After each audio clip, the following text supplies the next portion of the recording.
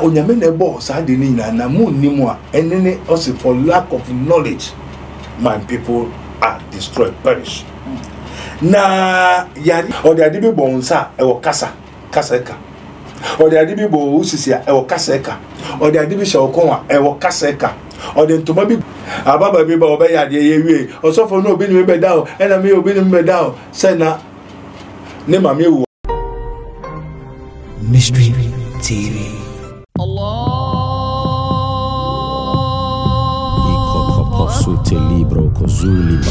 the name of Jesus.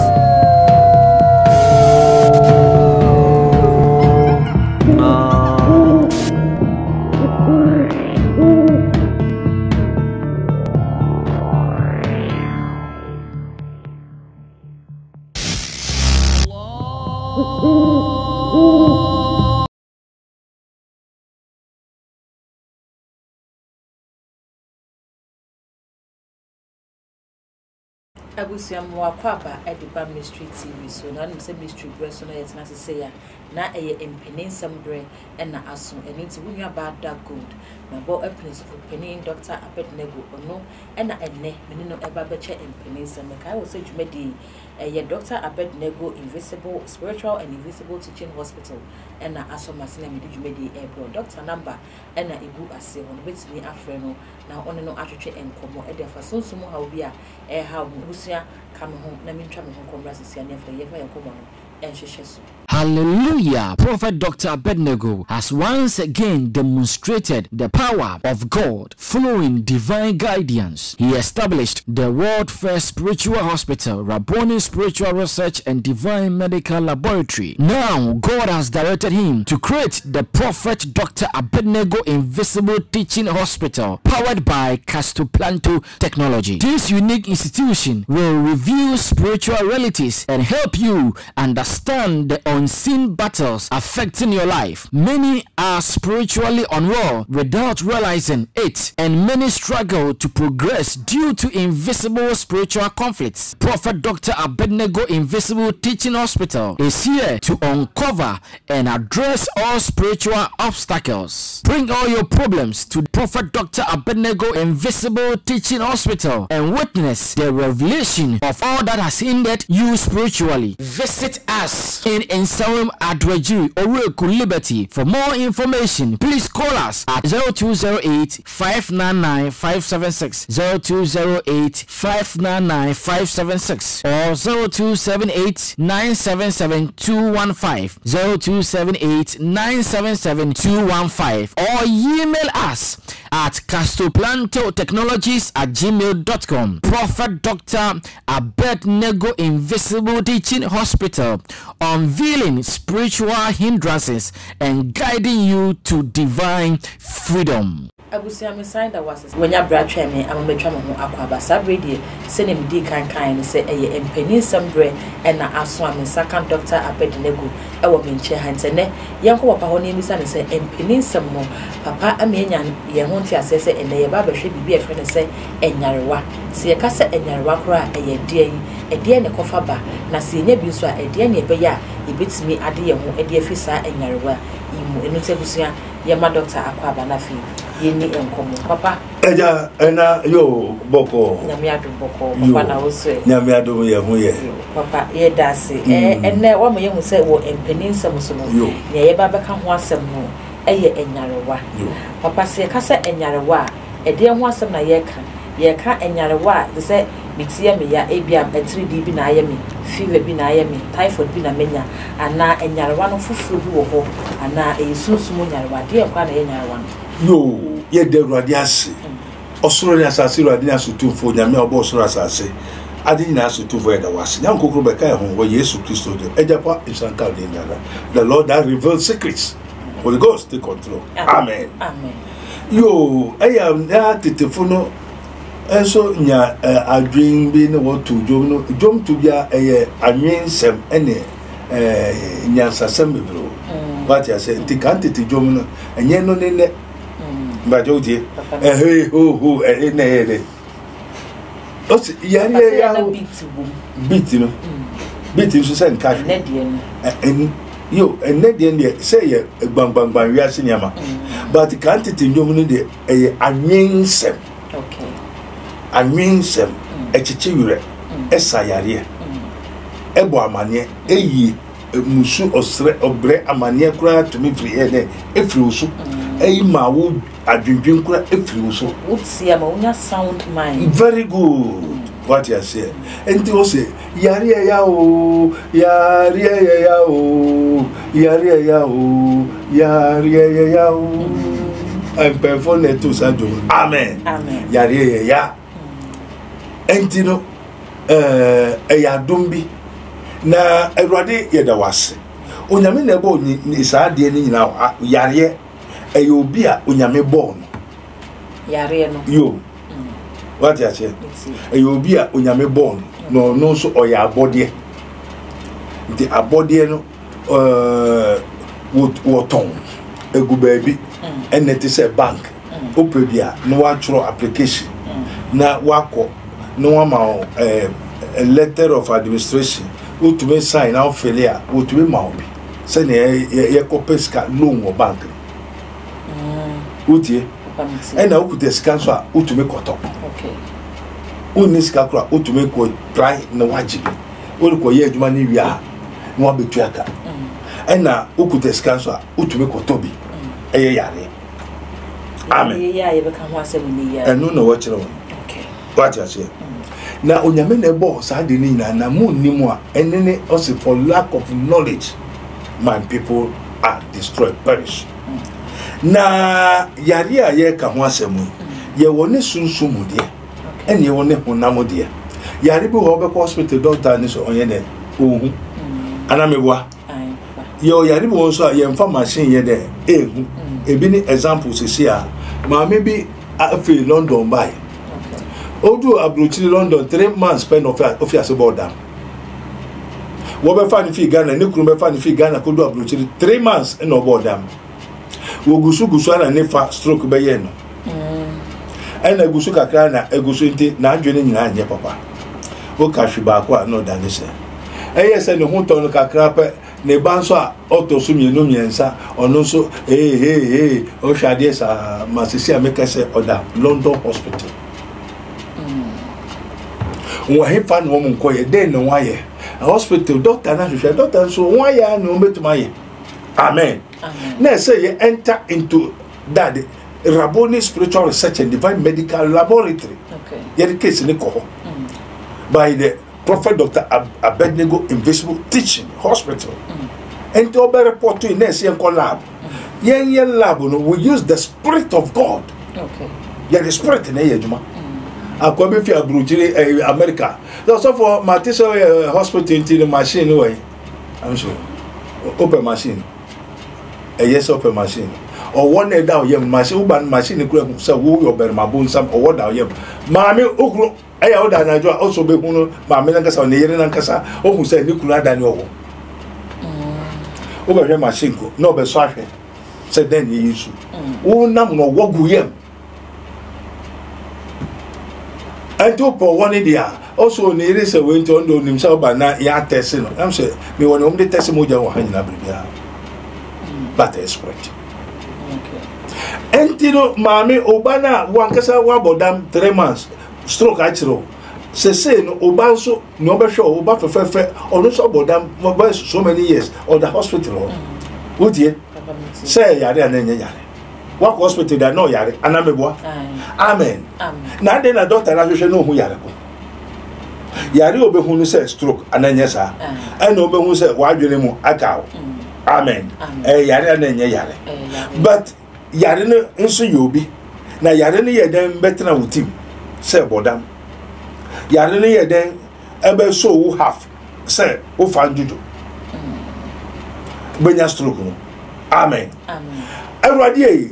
ansana ne mame samai mame na obae no se ne ba yare no ne mame samai se mra otiase wa awiade wa awiden wa awinam anomon kwan asaya de enti wo wabuhwe no mu o pese se bia utube be ai no wakose wabuhwafo ama enti no obebe wu no ena o se nkom tro to ho ka to ho se ne ba panyin we se wantuma ntua kana mon kumuno mon bone dam mon yese ndi ade na eye mame no fi aburo chire bai ne mame ende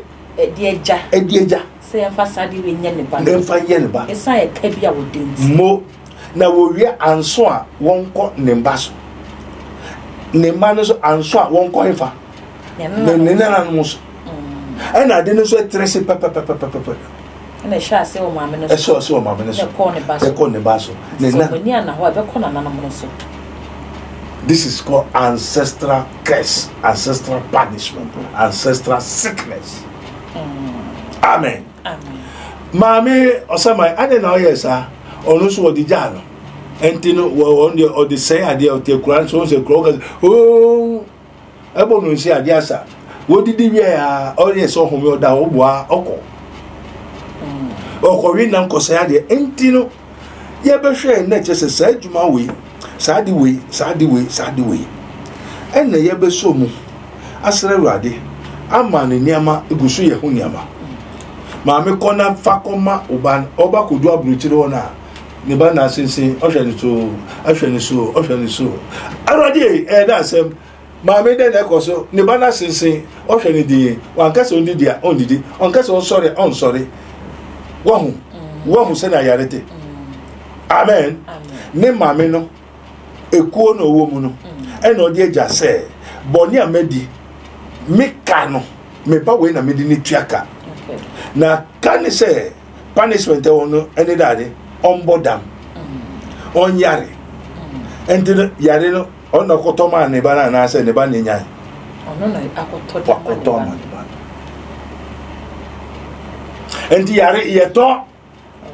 na yeto wi a e woni okotoi ena ni opese yare no onfa mano nti yare no se stroke na wode mawa se yare ni stroke a de juma no be ye stroke no de mo nti yare ni dambo a ode de be ma dambo no de be mo nti dambo yare wa Yesu betutu yin eye nipa eye spirit eye person enti no awumewo eye yare di yare ye ya yare onyame amfa yare amma onipa onyame na boy enti so no hia bia na wakofa bi wa tro application otumi ko jibi loan ana otumi tobi no dia awobi a ontie onyame asem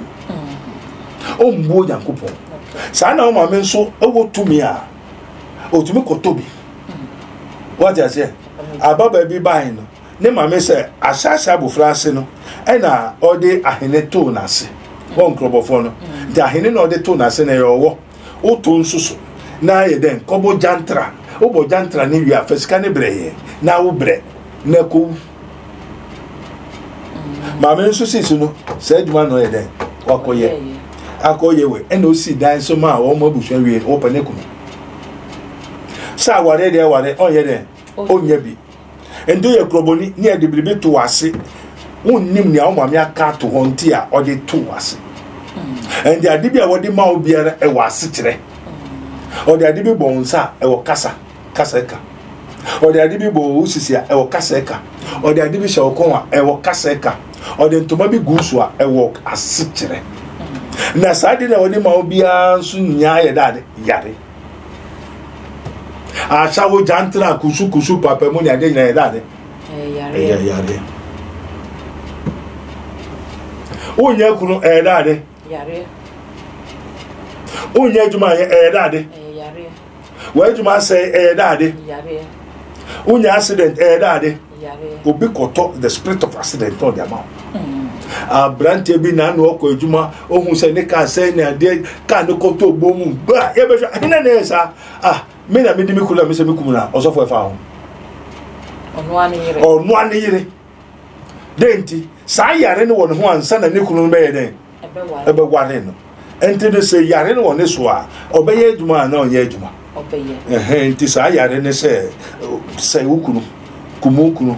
wa ye oni kunu abeduaba ade akoto lord kwan so enti ka ne se koto obonu mu sa brante ne koye no fa abeduaba ne so anko wakum hina okune ho Amen. Amen. Enti yaren a eye nipa no eye nankasa eye biribia eti baabi a onyame abo atwo. Enti uhia bia utumi kotobi utumi kofabi na wo dia ma obi. Enti no oyarefo ena obahwehwe yare wa ana anu aduro ekikwan anameboa anameboa. Enti so obi a on yare jimi a obakoto jimi ti jimi yare. Enti obi a on yare no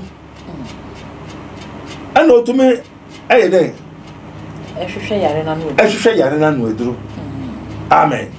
Na yare ne so no a o yare no a doctor for bebre e hospital no yare bia me pese me nkyere mo se yare nsore emeye obi. Onyame ansore us for God did not give us the spirit of fear. Yarwa o how musu obre amane petuo kwadanda eningwa se ka awmewo kuru nya yere ohia eka no ni nyina ye yare bia onyame amfa mo nipa. Na mo no boy se me na me bo su me na me bo han me na me bo boni ti boni yare na mo onyame amfa mo onipa what you say ento nipa na yare ebe fa no ena ohu yare ba bia yare wo ena no so ohia bia no aye den wa kofa ento di ni rofa no de aye den amen enti yare enyo nipa na kofa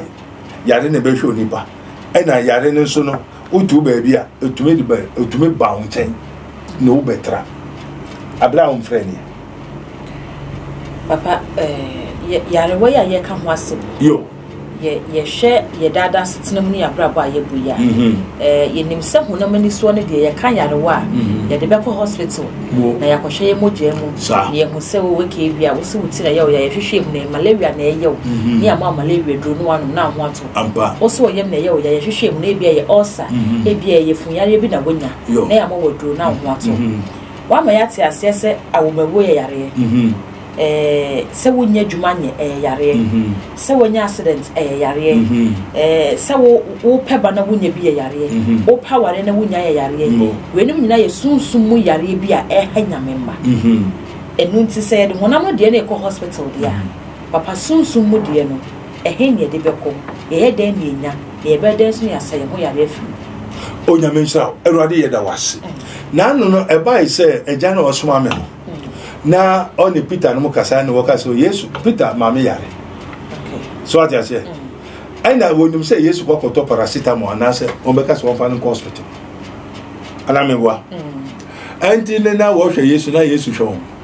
no wo hwe Yesu em se Yesu onti Peter mame yare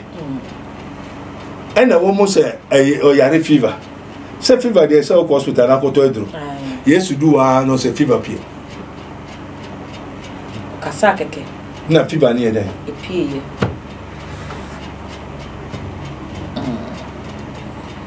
amen.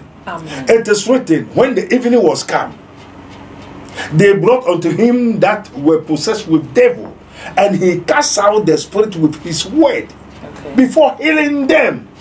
And the yariwano daddy obi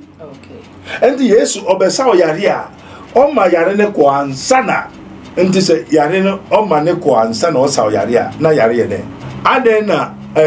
obi bai wodi na she coma 1 week o fi France o catch the doctor and say Debbie say me ko prophet Abednego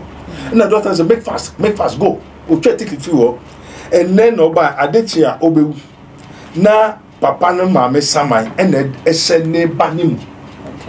sa London ni amame no so ne mame saman to metra oni pem obi awu ni saman efie muse ho efi Ghana ha ekwa brochiri kotere ni pem papa ni panu wawu okọ mo asiasefo de sanke ni ewufu ni hwe mo nti besi den na obi awu kọ na saman no ebetimi aba betina otiasefo na otiasenimam ede dwuma na yeyi amen amen Niedika osama wo no osama ni papa sama wo mo enti yare e wo ho na eni ho e wo ho osama e dade e ye ho mo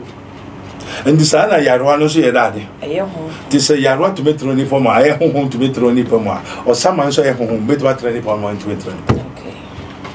ababa bi ba obeya de yewie osofo no obi ni me da o ena me obi ni me da o se na ne ma me wo Ghana ha na ohwehwe wo bra be na be dia de oso wo abrochiri ona oja o se ni kunu ade be sabe ona ni ma me ne o de obi ne da erode ehina obema be no da ne ho mi ameba na me ne me ba ko da fa wo osofo no osofo twe ho me ya me ne me ba na anya bia oyo oba na oyo obema se de metumi da ne oba metumi da ne obema ne ma me bema esinse we police ponti de bia na yasi sunsu yasi oje papa mi ti entino osaman ye honhom honhom a afiri nipam ena yare nso ye honhom a obetra nipam ndi se honhom to betra nipam a onipa so ye atiasefo kra a honhom ti onipa mu dia ene ade bia ye honhom betuma wura nipa ne ntuma wura nipa betuma wura nipa ende wura wo na oye yare a den na ejuma me no be yare me dia ende so yare tipa ya obe ne entino yare ahomre ya obema ho ide entino fever no eye wo symptoms na how no want to the fever but fever no so ansa na obenya fever obi okay na fever no see yesu one use chemical and use medicine amobia and no to me sayare amen amen amen because of the spirit in here no say yesu eduma no obey na or the spirit and I didn't house in the spirit until I was a megania and you omega amen and this ana say me no buy or the spirit in the jumadia no asoma me then I have to use the spirit and no baba kono so no o kire suafo na wan kire wo say won ko na won ko twen dade spirit and they don't we yen sorry keke say yekoye so spirit because you are going to attack spirit you are going to fight with spirit so you have to get the spirit that can fight spirit. Luke 9 kaino muntie okay Luke chapter 9 verse 1 yes unti Yesu Christo or the spirit in the be here man and no catch suafo no say monko train the Holy Spirit and the evil spirit yare sana Holy Spirit nkwaje and the Yesu no or the Holy Spirit in the Holy Spirit and no the ma suafo no okay what you say and the Luke 9:1 going no or fresh suafo no ye then yes okay Papa Luke chapter 9 very good verse 1 then he called his 12 disciples together and gave them power and authority over all devils and to cure disease amen Matthew chapter 10 verse 1 wow oma spirit say won fan koye there empam unclean spirits evil spirit yare punishment the curse of the law okay and the yare bi be bawa if you hum answer na epie wo ifa any kind okay amen chapter Matthew 10:1 also that Matthew 10:1 yo and when he had called unto him his 12 disciples yes he gave them power against unclean spirits amen and the yarwa daddy unclean spirits and the yarwa daddy spirits amen hum papa daddy hum fi and the yare bi ebe yo bia daddy hum fi okay na hum fi ntumi sore metam change se wan kasa kofa and obi di ma ti wa bra bo na nko ye na daddy hum fi amen hum ena hum nso enya hum konkron enya hum papa na hum fi he gave them power to what? Come gave them power against unclean spirits. He gave them power against unclean spirits. To cast them out. To heal all manner of sickness. And to heal all manner of sickness. All manner of diseases. And all manner of diseases. So sickness and diseases are what? Are spirits. Are spirits. Papa, ose yare eye hom. Yes. Hom no so enye obi na de ba just won na do kwakofa. Yes. Okay. Say ye hwe se dem di kan de malaria ne ade ye example. You who says I'm to Mokawa, and now malaria. Very good. So when you need net at the neighbor who are doing and the unya diarrhea and as a cholera. Amen. And to say, Banner said, spiritual marriage, yare, na me pebane yare, na me pecunaminia and then more aquacoya yare. Na enya mina yarena de mamma fire. Baby, I say, a bear then of a quack of spiritual marriage. Mere then my quack of fat bunier, mere then my quack of fat setbacks, mere then my quack of fat sanya, what we mean abra, a biamia Christoni, me bomb and paye, me be me huni, me moja mai, me nyama basabasa, me no monsa, now so sanya, what we never but snam so a dimina, a ye then I'm coffee. Mo, amen. Amen. Baby, ayon kufa, self-imposed curse. Adam for Nenibri, Minyanka me to say, as a monsieur, Nano will be by, or so for the person coming here to say, I'm on my ground. Which we are Quasiancas. Wouldn't blow and Nippon Brevo. And son would do. And son would do. Oversonia. If you don't do quite and woo. What I said. And this Ambrino, Abba Babina on in a damp will be a nade. And they are called transit quams are. Oh, Monsieur Minya Beya, as a messy, may Yenny be bar. And to no casa te quaho no go so dream. And I don't so. And no casa casa. Into Cosia and a damp. I dear me couldn't me boy I me. Some will obey Yanka may yen no papa. Now so obey Yanka bay and not to general lad. So obey for nothing in general. Now damn for no in the cano. Oh, Minya Bay said my boyfriend I am no. Some will obey Yanka may ye boy in the bar. Oh boy, Adam for no see a bay for Adam for no bay for or no now with names Adam for near bay for. So no nim na down for the sen and Adam for netting. What I say, and to Bona Manena boy Nayen, and Ocaso no ya beya, Uncle Bayan the boyfriend. To the bon Adam for a man, no names and Adam for no daddy. A bay for Libya. It is a trouble for not on queen. Unya. And I remember saying to me, Yabia. Nanka, na internet. Mamma will be when ya prep. Amen. Amen. And if where Juma said back, who are what you obligate ye know. And now now coffee. Near Essa Fata were Bushen, and now my medium. Two now coffee. Yari ebo, near Coso Abrabo, my work or daughter, whom told. Again, she say, a webusia, ufrimu, a busia prakacheno. Sane, she say, a Japadi woman. And the Japadian water, everybody do so, don't do so. And to also Chefan, what amount? Open your Cruzunaba. Cruzo of a mouth chop on the bow, soon 2 times as a mouth chop on it. Oberco, our then baby, I saw by fear. Na wa on wa nyaba na so wanya ska se uska no fa mehwe unia no mumba eyen hyehyɛ and the adibia ewo onipa kwamu nyina ewo ase ne eyen hyehyɛ and the nuanu akotra brochi bebre a mobre ni nyina eyen hyehyɛ wode won beye feeling kwasasem ne wode figana se won ko ukuru your before figana no de ko oyire your before the figana na de ko or the finebusium enter and before so kwa wale bisa one more abrochire way I'm speaking to the whole world, those people who have been watching too much TV. Also prevention is better than cure. Because thousands of people are mawale mikuru meyere meba and a lot of so many and the source and the cause of those phenomenon on grace for ya running na efifie. And you know also kwa wale bisa efifie no o ma me hwehwe o nya into to me ko ma wo sofo minim ko fu bebra their problem is their own pastors. Because a sofo na agent asofo na yare aye kom ho akopa yare or your before to is an agent ma me bi yare wo ne fi kwane so ma me be hwe ne ekoso o be hwe ne sofo na achechire no amantam no wo sa susun sorry for no e ma susun sorry for no amantam no ma me ade na osofo ade na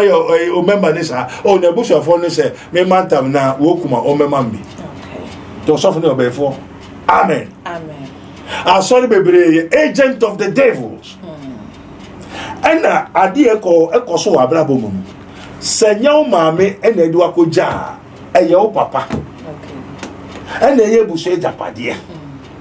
ena oni wa Aban edu hinaso punishment no men edu hinaso and this say sky him for dia modia aban so hina dia modia owu so hina dia modia enti wonya kuro en fi hifa enti utwu muta okosoro ba fam sa na wiase abrabo ye de ati wo hwe wo ya abakai ebi abaye no mpe na otoso mienu miensa obedi baye no dia awu abakai no also to say unua no onko school uni ho akire enti o kobre dia hwe unua eye nhihye aya hihye say wo bebre sa hwe unua wo ya ye kum ato akire because ukran ye ma obaye no wanje nti baye no ho nhihye no wanje aye de ye punish ye de yare o how obre amane wo ko school unimade very eloquent enso nya kunu onya adwuma papa untumi mbobra untumi ye hwe e say odwe unua no ho me nua o me mame ne obedi o me mame ho kire no enti wo be ku ho na ye adwuma na de hwe busu you are fool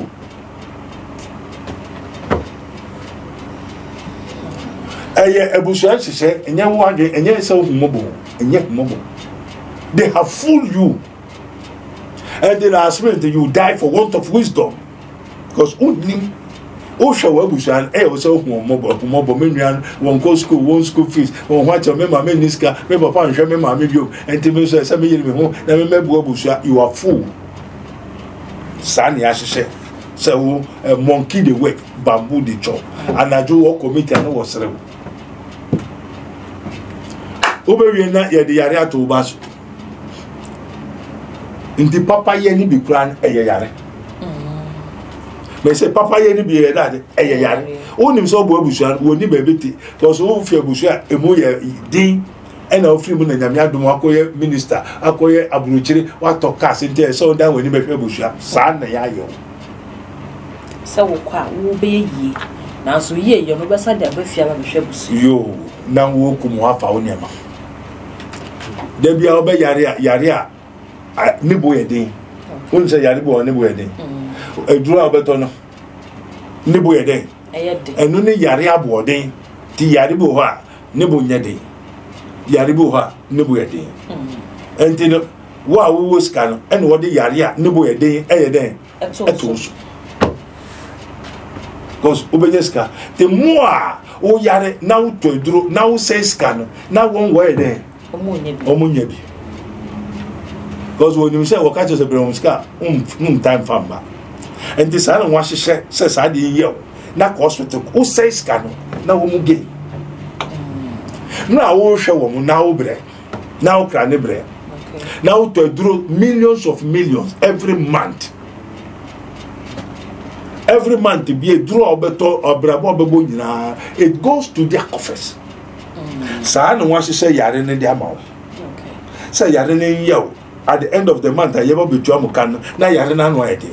ntu to do less can happen na yare na ide akofem neso ko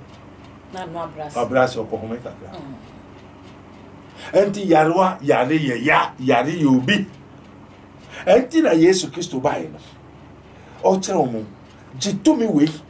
now ne tumi we nkoko enti ye ne tumi we no say for we wrestle against flesh and honam ne honam na spirit ye fa nam mbonam ye di dua ne bonam and there's of human ye the spirit and the kum spirit okay amen and do be so sa yare bia yare no oye bonsam oye befo oye busufu defo oye honhomfi oye honhom na wo okoto bonsa mebo obonsam obonsen obo yare ebe amen this is you should higher spirit say dua dade bi na so spiritual asem na make no me say Yesu Peter ma me yare e command and control kan takola be fever frenimu adi Yesu okuta kodie okuta spirit re kuta kodie okay amen na wo fie na fie ne wo no akodie me na wo amen entina ese unko Elios Melios onyame nipa onyame honhom ewo ne so onyame nipa onyame honhom ewo ne so na watuma suma onyame honhom a ewo ne so no akọ ofie na ọ na wu fie honhom bone no akọ eden akọku akọdi esi atina o se medum mfunso achem Galatians 3:13-14 Christ have delivered us from the curse of the law, having become a curse for us. For it is written, curse is the one that is hung on the cross, that the blessings of Abraham might come upon the Gentiles through Jesus Christ, that we may receive the promise of the Spirit through faith. Galatians 3:13-14. Yes, so be ye fidade the curse of the law, or how obre amanena ehwe enso edi enso we ye fiase. Said Abraham unshira enti no me asotwe da woso a Abraham unshira mba woso. Okay. Just okoji skedro sam koje bon sam dro. Okoji wi an wa de watwa won naso watwa won kwan naso. Na Yesu de oyi sa won fini fruso as ansana Abraham unshira aba woso. Okay. And the Christopher had then walk too tight, walk sorry, abompa aya comche. Na Abraham unshira amba. Na wobre. Because asotwe no aba no eda so ye den edi echi no many da so ye den edi echi kai na muntie Papa Galatians 3:13 yo what the Christo ye abusudie ma ye amen ama no ato yen efri mra no mimu amen if we say wa cho say wadomi obiara o sen dua so amen amen senia said ye ebeye na Abraham nshira beba amanaman so enti say yarewa no ewo so a Abraham nshira nyinche ahode apomodire sika yere emma oka Abraham nshira is the prosperity of this world. Okay. Said ye beba also enti say sa no me na mfiri ho a o ye dem be nya Abraham nshira amen amen enti what Yesu yes abusu de ni maye. Okay. Said Abraham nshira benya kwa ye de ebeye na Abraham nshira beba amanaman so Yesu Christo mu na ye nam gidie su anya honhom bɔhye no amen amen enti say yarwa ne no how no emfiri so a ahoto be na wo de opa ahoto a also without shedding of blood there is no remission of sins. Okay. Amen. Amen. Se bonifefri na mo je hwegu ama bonifefri ni ho. Okay. Enti say no Yesu de moja na hwegu ade na fele bonifefri yenya na se biribi kura mu Okay. ena sa de na kura mu so emfiri ho a Abraham nshira no ye de Unya. Debia oyare a enije be na obenya enije so ye Abraham nshira amen Amen. enti se mojahwegu amma bonifefri amba enti bonifefri amba unya Abraham nshira enti na onyankopon so aka to ho se o Kristo ni biara esese senye beye na Abraham nshira beba amana manso enti onyankopon ko eye ne fe se obenya yere obenya kunu obenya dan obenya car obenya store obenya baby duty ato obenya sound health obeto wani beji na on yare enti yare no ofie onyankopon amen to so for because onyame na ede yare ato professor oyotrofo is speaking from extraterrestrial. Papa we dey amen amen enti no sabre mankra no koma wo mo abrochiro nyina hwe ho hye ensore bukonya edade ohaw asofo no pastors bebre use the gods which is are there the what extraterrestrial abosum no za no moti ebi okrama pereko ponko nantwie abodi biara se won aba wo chire nipa by force no wo deny sofo se ni umenya nkrofo ide atwe one pastor betuma je nipa 1000 anameboa efo na atwe don ba sofo ti se okankan na eti sofo no mo di sofo na chi na mo ye de mo ya kankan amen amen ti baby okankan won o de mo kwa no fam and the obeka to se heaven ni wa na e wo ndi ni okan ye onyame asema na okankan asem no okay amen amen abusuya aha ene brebe makwan ama enne ye de empini nsam dwumadie no asi megide se ne butie ye wasua ade bebre ewom ye ne sofo pani prophet Dr. Abednego ena etwetwe enkomo no prophet Dr. Abednego ono ane kofa baya oda Dr. Abednego Spiritual and Invisible Teaching Hospital anwa ewo ensawom oreku powered by Castle Planto Technology se odi ene ye bone na nyame osefo ne dua no nyame mamu no Dr. A to 12 mu na fi wadua ene ye papa no ewo yemu ne numbers no egu screen no ase eya na meka se abribia ni pa ba ha no edoso afi papa onye pray for me ene ti so fa number no tena fi friend trend wo house o mo mpa ye mawa eno wa na wo yo wanka se to na mo bra friend no sure that said that say bra ba when ya ho adaje no wat na se na fini obia botimi ajibu edi afiri mu eye mystery tv message also be subscribe my page na fe when me abel no se na be na upload bia say ba unsa etimi aka edi ne de eye ba ko pe eno a ene dark gold makra